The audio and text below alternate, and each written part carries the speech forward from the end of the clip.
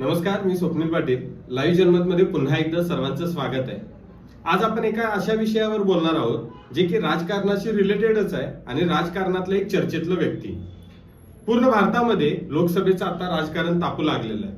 कोल्हापूर जिल्ह्याचा जर विचार केला तर कोल्हापूर जिल्ह्यामध्ये एक नाव प्रचंड चर्चेत आहे, ते म्हणजे श्रीमंत छत्रपती शाहू महाराज.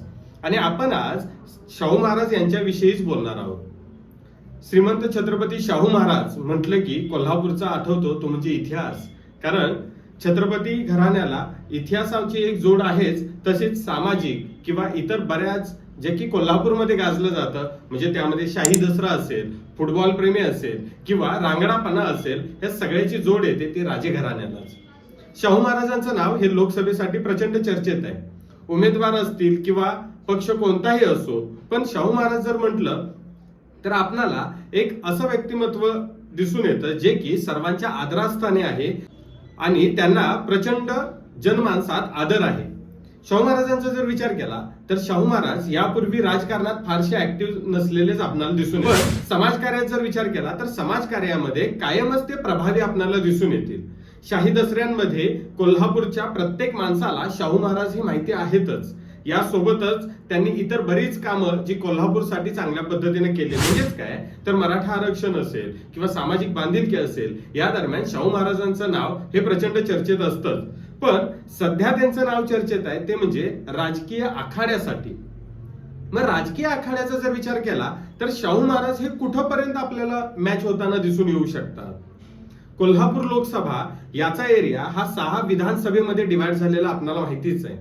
हा चंदगड पासून ते कोल्हापूर पर्यंत आणि राधानगरी पासून ते गगनबावड्यापर्यंत पसरलेला दिसून येतो. आता पूर्ण या 6 विधानसभेमध्ये शाहू महाराज हे राजकीय दृष्ट्या ऍक्टिव्ह असलेलं आपल्याला फारच कमी दिसून येतात.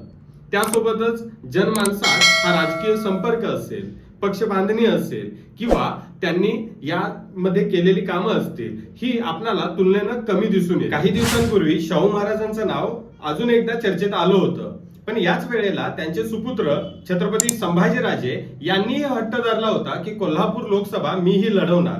काही कालावधीनंतर तेही जवळपास 5 दिवस नॉट रिचेबल होते असं प्रसार माध्यमांमध्ये दिसून येत होतं. म्हणजे एकंदरीत काय, घरामध्येही लोकसभेच्या उमेदवारीवरून त्यावेळेला कलह असलेला कोल्हापूरच्या जनतेने पाहिलेलाच आहे. मग यापुढे जर कोल्हापूरमध्ये शाहू महाराज रिंगणात असतील तर ती निवडणूक कशी असू शकते? एकीकडे पूर्ण भारतामध्ये भाजप आणि महायुतीनं हे ठरवलेलंच आहे की पंतप्रधान नरेंद्र मोदी यांनी केलेली विकास कामे आणि मोदींची गॅरंटी घेऊन रिंगणात उतरवायचं.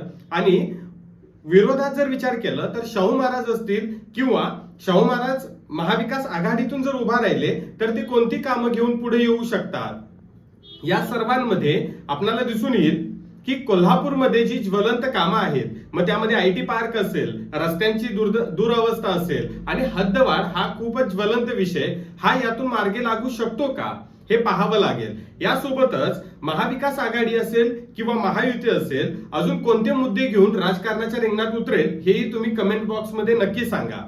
आणि येणारा खासदार जो असेल, हा खासदार जे कोल्हापुरातले ज्वलंत प्रश्न असतील, ह्या ज्वलंत प्रश्नांना न्याय देणारा असेल का हेही तुम्ही कमेंट बॉक्समध्ये नक्की सांगू शकता. कोल्हापूरमध्ये महायुतीमध्ये आता बलाढ्य राजकारणी आपल्याला दिसून येत आहेत, तर याच्या विरोधात बंटी पाटील म्हणजे सदेश पाटील हे एकटे पडलेले आपल्याला दिसून येतील.